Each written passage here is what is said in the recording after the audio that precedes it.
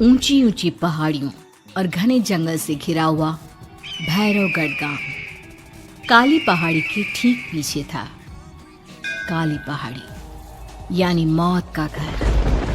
भैरवगढ़ गांव तक पहुंचने का रास्ता बेहद दुर्गम था। लगभग 24 घंटे घने तूफान और तेज हवाओं की वजह से वहां के वीराने माहौल की कहानियां लोगों के दिलों को दहला देती थी। ऐसे बहुत कम लोग थे जो भैरवगढ़ गांव तक जाने की हिम्मत करते थे। लोगों का कहना था कि इस गांव के आसपास बुरी आत्माओं का साया मंडराता है। गांव के रहने वाले लोगों ने वैसे तो अपनी आंखों से किसी बुरी आत्मा या साये को नहीं देखा था, लेकिन गांव का बच्चा बच्चा इस बात को महसूस कर सकता था कि गांव के ऊपर कोई तो खौफनाक साया मंडरा रहा है। और उसकी वजह ये थी कि उस गांव में जैसे ही कोई लड़का 18 साल का होता, उसके 18वें जन्मदिन की रात ठीक 12 बजे अकस्मात उसकी मौत हो जाती। हर बार ये मौतें बड़े ही रहस्यमयी ढंग से होती और इस बार सरपंच सुमेर के बेटे को 18 साल होने में अब बस 15 दिन बाकी थे। अजी सुनते हैं, हमारा बेटा भी कुछ दिन बाद 18 साल का हो जाएगा। कहीं वो डायन उसे भी खा गई तो? कैसी बातें कर रही हो? जब वो इस गांव में ही नहीं है तो कोई भी डायन या बुरा साया उसका कैसे कुछ बिगाड़ सकता है? उसे कुछ नहीं होगा। हाँ जानती हूँ, आपने उसे पढ़ाई के बहाने इस गांव से बाहर निकाल शहर भेज दिया है, लेकिन ये भी तो सच है ना कि वो बार बार यहाँ आने की जिद करता रहता है। वो चाहे कितनी भी जिद कर ले जानकी, पर मैं उसे इस गांव में कभी वापस नहीं आने दूंगा। मैं नहीं चाहता कि गांव के दूसरे लड़कों की तरह मेरे बेटे की भी अजीबोगरीब ढंग से मौत हो जाए। कभी कभी तो लगता है कि हम सब गांव वालों को हिम्मत करके अपने गांव को इस बुरी आत्मा से छुड़वा लेना चाहिए। लेकिन कौन जानता है आखिर वो खतरनाक साया किसका है? वो काली आत्मा कौन है जो रातों रात हमारे गांव के लड़कों को निगल जाती है?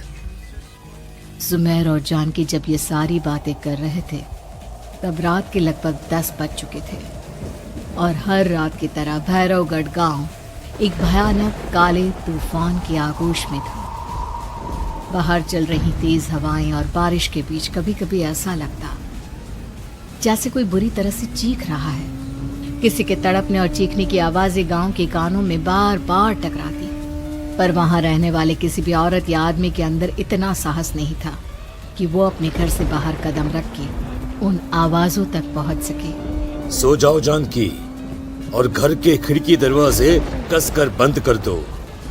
अब जानकी सब खिड़कियां ठीक से बंद करने ही लगती है कि तभी उसे अपने घर के दरवाजे पर जोर जोर से खटखटाने की आवाजें सुनाई देती है।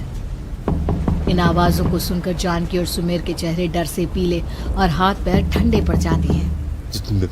जानकी, जानकी, इतनी रात कौन होगा? पता नहीं, ऐसा लग रहा है कोई बुरी तरह से दरवाजा खटखटा रहा है। अरे हाँ, पर किसी की आवाज भी तो नहीं आ रही। क्या करूं? दरवाजा खोल लूं या नहीं? कहीं ऐसा ना हो कि किसी को हमारी मदद की जरूरत हो। लड़खड़ाते कदमों से सुमेर दरवाजे के करीब जाता है और अपने कान को दरवाजे पर रख धीरे से आवाज देते हुए पूछता है, कौन है? कौन है वहां?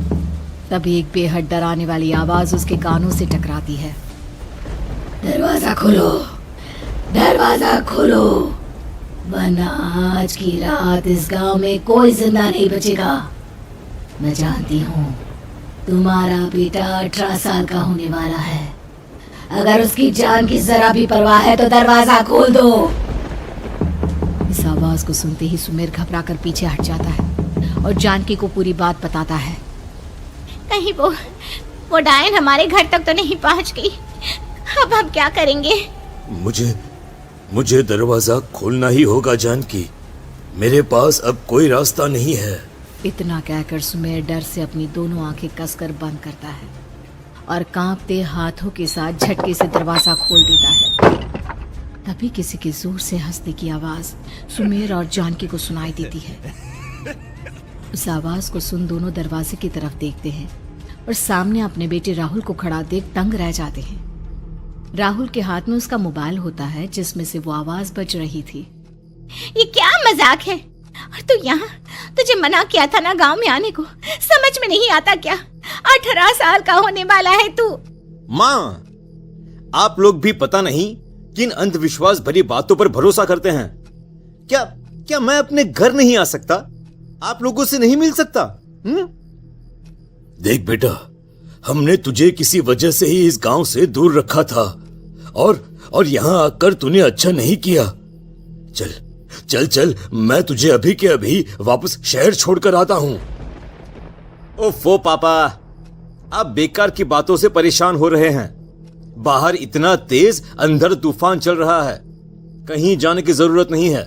मैं बस आप लोगों से मिलने आया हूं, कुछ दिन रहकर चला जाऊंगा। दिमाग खराब हो गया है इस लड़के, नहीं जानता कि इस गांव में ये सुरक्षित नहीं है। किसने कहा था तुझे यहाँ आने को? ये आवाजें सुन, बाहर से जो आवाजें आ रही है तुझे सुनाई नहीं देती क्या? अरे माँ, जब जोर से तूफान चलता है, तेज हवाएं चलती हैं, तो इसी तरह की आवाजें आती हैं। ये बहुत नॉर्मल है माँ। नॉर्मल होगी तेरे लिए बेटा। 4 दिन शहर में पढ़कर आया है तो अपने माँ बाप की बात नहीं मान सकता। माँ, मुझे अभी बहुत जोरों से भूख लगी है, पहले कुछ खिला दो, और रात भी बहुत हो गई है। हम इस बारे में कल बात करते हैं, ठीक है? राहुल के वापस आ जाने से जानकी और सुमेर की आंखों की नींद उड़ गई थी।